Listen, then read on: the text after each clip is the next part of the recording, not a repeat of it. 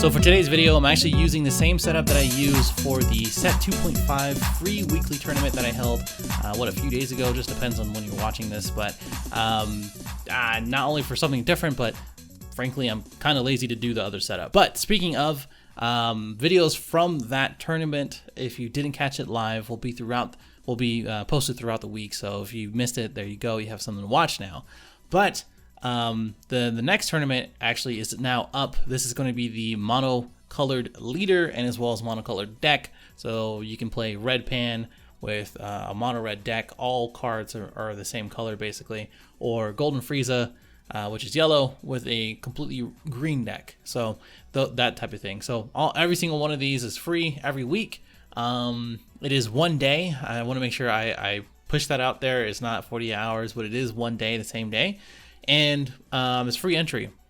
The first prize is either the latest expansion and possibly a starter deck. The last one had it, but I haven't really decided. All the pricing comes out of my pocket, so spending money on a free weekly tournament is a little much for me. So but I want to make sure that everybody has something to do during this quarantine, as well as just kind of come together in this time of need and boredom and distress. Anyway, so today I want to go ahead and talk through a tale of a particular leader, which is green Clash of Fates Goku.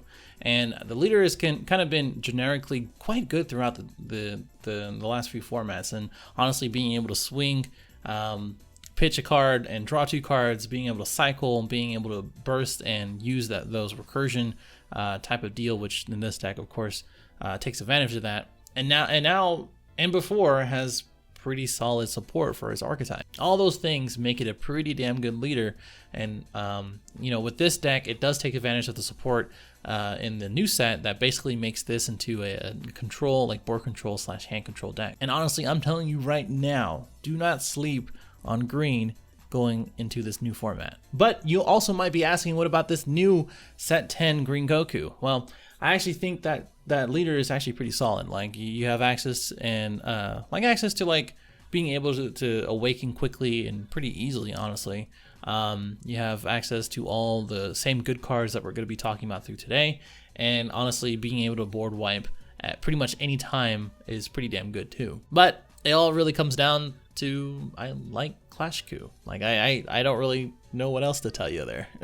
But this next part of this video is actually profiling the World Martial Arts Green Goku. It has a similar concept, but sort of a different idea, so definitely subscribe to see that. Anyway, let's talk about the deck. So there are three main things that you kind of need to know about the deck before you try it out, or you go against it, or you even see it through the gameplay. Is that the first one is options for hand control, the second one is the new 5-drop Green Goku, and then the last one is just interacting with your drop. So going over the hand control options, the first one is the Super Saiyan Bardock Unison card. Honestly, if you haven't seen any other I don't know, green deck that is playing it, he is actually very, very powerful. I honestly think that he's probably my favorite Unison throughout all the other Unisons, I would say. And if you haven't checked out Eggman's stream earlier in this week, or even his Raditz deck profile, honestly, it makes that deck quite good and just overall pretty scary. I honestly really don't like that deck now. But in this deck, it does interact with all the 1-drop cards that we do play, and then not only that, but you're able to drop a card pretty much potentially every single turn and interact with the combo step on their turn or your turn, and that is huge. Being able to take away multicolor for their arrival, taking away a super combo, taking away basically anything to provide yourself with some defense.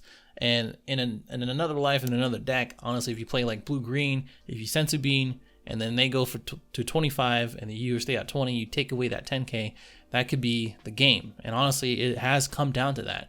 Not only that, it helps you survive and also attack, but also it basically adds that element of hand control there. Of course, we do play Ribrianne. She is just really good for 2 energy. She's probably one of the best targets to pitch with your leader effect. And if you have that 2 energy to use, if you have nothing better to do, or if they have 2 cards in their hand on your turn and you're trying to go for a game, this could be the thing that actually, decides the game for you. I know she's a little expensive, but we'll talk about that in a little bit. Finally, we do have the Cell IER, which we're playing mono green. You might as well play it already. It adds that element of hand control, and it's really good just in coupled with the feed Kamehameha. So on defense or offense, that 15k boost just does a lot for you. Moving on to the 5-drop Green Goku, Private the Saiyan. So I think it is literally a crime that people aren't talking about this card enough. Like, maybe I'm missing it, maybe I haven't seen enough decks, or just maybe people aren't talking about it. But I don't care that it's practically 4 energy to use, and it requires some sort of setup. But in return, he does a lot for you. And in this leader, it's not that bad to set up either way. The 4-drop itself does have barrier and deflect. So not really many things can actually affect it. And I think the 5-drop also says it can't be removed from the battle area. So like you win either way.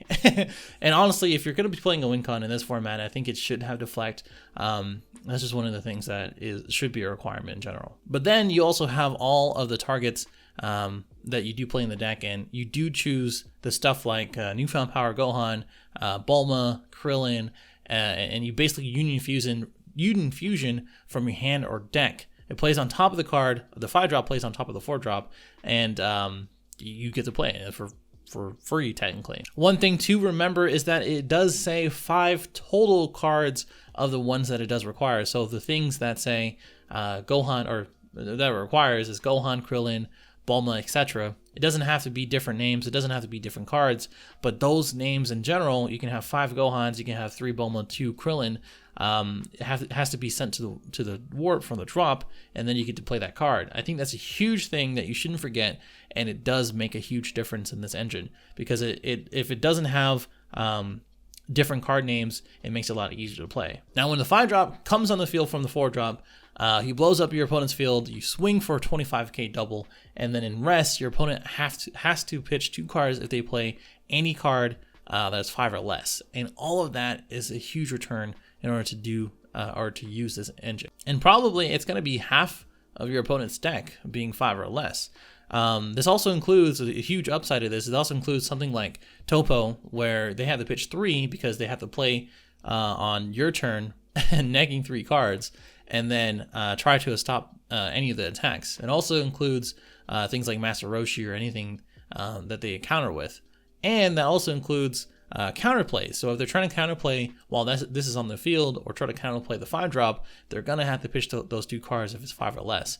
So you probably should take a look at all of the free ones, like the Yamcha, the Frieza that we play, etc., with the Unison card, that they are all 5-drops.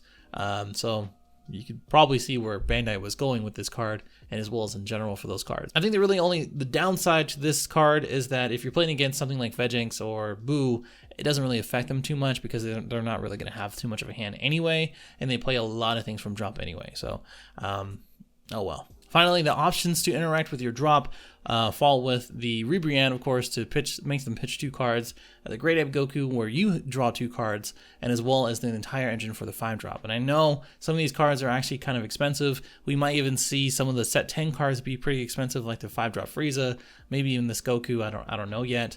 But honestly, if you don't want to play him, that's fine. But if you do play him, I think it takes this deck from like a mid-tier deck to something high-tier, because of the type of cards that support this leader, and as well as green in general. So I think you should. But that is enough of that. If you want to know more and see the list, go ahead and check out the description below for the link there, where I talk about the list and the card choices and etc. And just stage 0 in general.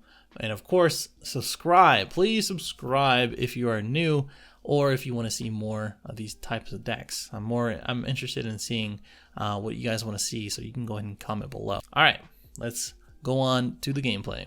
All right, so we're gonna get into this gameplay. This one is against Red Yellow Jiren. It's actually a pretty interesting deck.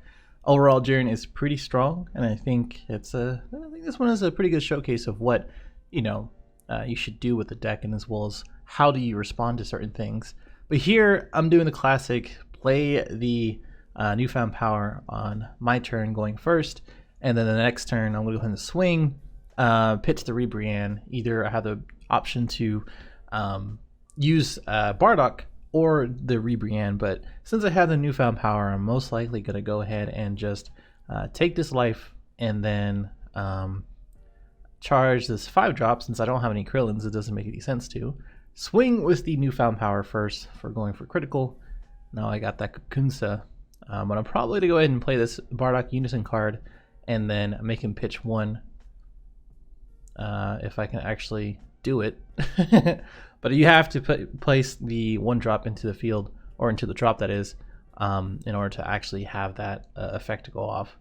So I went ahead and pitched the Rebriand. I milled out the Fikumemeha and the Bulma, which is another target, which is good. And I went ahead and drew the 4-drop, which is good as well. So now, just going to go ahead and with the 10k and now 15k to basically get him down to 4. He's going to have 1 less life to actually take and use this effect, which is good. So now he's most likely going to go ahead and swing. I think he does take the life here, which is good as well, because you know he does need either a Broad Presence or another card to see, which I think he does draw. Oh, okay, he does play the Carousel, which I don't have a response to. I do have the Frieza in hand, which is a really good turn to play after you play the Bardock. And one thing that he's realizing here is that I can use his auto, which just wrecks any kind of arrival deck that I was talking about before in the video. So now not only is he spending 2 more cards outside of the Whis, which he didn't have a target to minus in order to play the Beerus, but I'm going to go ahead and use the Frieza in order to pop that. I actually played a deck, I think it was like Krillin Red Blue, right before this, and it was a similar thing. He was playing like coolers and things like that, but before you can even do anything, I used the he was saying I want to play 2, but I used the Bardock effect to get the Beerus out of his combo area, so that way he couldn't even use the arrival to get that cooler out. So it just sort of disrupts different plays, and it's just really good in that way. Now he's going to go ahead and awaken and untap 1, which is cool. So now I'm going to go ahead and probably get the turn back. So I do. Nice little 10k attacker is nice, but not really needed. Sad boys. I'm gonna go ahead and play the Bulma, so that way I can see if there's any other targets I want to get. And I think I get 1. I was waiting for a response there. So I do get the newfound power. I was thinking about using or getting the Bardock Unison just to get another marker, but I don't think that's going to be too big of a deal. I was thinking of playing the newfound power first, but I'm going to go ahead and pitch him, or make a pitch of cards, so it's better for him to decide that first before he actually combos out with that said card. So not only that, he's not going to be able to get that combo anyway. I'm just going to go ahead and well, not only does he get that combo anyway because of Bardock, but he doesn't actually get a card back, or have another card. You know what I'm saying. I was just reading the chat. The interaction here is that he still played the Beerus, in which rested my leader, or kept my leader in rest, even if I KO'd it with the Frieza 5-drop. It was like he died so fast I didn't realize, which I was like, okay. So I was like, YOLO, I'm gonna go ahead and make you go down to 4 and drop 2 there. I'm probably gonna go ahead and swing the Bardock here. I actually have a pretty good line of defense, I would say. I would have played the Krillin if I had the 5-drop in my hand. I don't think that was really needed. I think what I'm gonna do in the next the next turn, after he does this, after I defend with the Great Ape Goku for anything that's like 10k or less, and then the Paragus that's 15k or more, I think I'm gonna be in a pretty good place here. So other than this, he is playing blue, by the way. The Booty was a nice little tech because I think he is playing Senzu Bean and as well as a Booty, which is just nice because he does not only build a board with a lot of other things, but he does build a board with a Booty and a lot of attacks. With only 6 cards in hand, bring him down to a certain amount before, which is 4. He didn't really have too much of a choice. I have 3 targets in the drop as well. I do have 2 targets, well actually 1 target in my hand that I can get, which he goes ahead and topos. I didn't see anything from there. I didn't really want to pitch this because I wanted to play it because I wasn't going to play the 4-drop here, but I do have the choice to do that now, which I do. And I didn't really want to pop my my Krillin, so I said no target, even though he is going to go down to 3. So I went ahead and passed. I do have a Cell AR, I have the super combo, I have the Don't Run Potential Unleashed, I do have Kunkunsa, so I have a lot of defense. So it's not like, you know, passing here is going to be a bad choice. And I think he plays a Booney, which is cool. I have no qualms about that, but he's going to be a little mad. A little mad when I do use Dormant Potential, so it's going to be kind of a unfortunate for him. So he went ahead and swung. I Dormant Potentialed and killed all of his tokens. I don't know how to I said all of them, and I was like, I'm going to go and pitch the Kakunsa. It's free because of the Bardock. I told him not to hate me because I feel like I already made his day a little worse because of the way I'm playing right now. But this is what the deck does. It has a lot of options for a lot of different things. I was letting them know that you can still combo. Since it doesn't negate, but yeah, he wasn't very happy about this. If you're watching this, Fizzlebeard, I really do apologize for this game. So you went to 20, and I said this may have been a trap. Going to 25 and making him discard 1 more, which is that Senzu Bean I was talking about before. So there you go. And one thing I will say, after revealing that it isn't a battle card, one thing I will say is that the 4-drop is actually going to pop everything on the field. So even if he does take a life on the next swing that I make here, he's not going to be able to use the Jiren effect. So that's a huge thing to take note of. If there are different things that interact in that way, I would highly suggest that you watch out for those kind of interactions. And just wiping the board is nice. You know, it's just like, is there really a downside there? I was just checking my drop that I actually had 5 in the drop, which I don't think I did. So I'm going to go ahead and do this and then go to 15 simply because I didn't have 5 in drop. So now I have the 5th one. And I was going to go ahead and use Activate Battle, but he's going to be kind of mad at me because now I'm going to go ahead and warp 5 from my warp, and then I'm going to go ahead and find the card from the deck because deck thinning is deck winning, and it's going to pop the entire board, which basically from there, unless he has a bunch of super combos, which I don't think he's seen 1, which is the Whis, I don't think that's really going to be the case. And then just add insult to injury, go ahead and swing after making him drop 1. But that is pretty much the end of the game. He already knows the L is coming. I'm going to combo out a little bit more as he reveals his hand, but I hope you enjoy this. I hope it shows you what the deck can do and what the potential is. If you have any questions, definitely comment below. Subscribe if you're new. Check out the website and the merch. There's not much else other than that. So I'll see you in the next one. Later.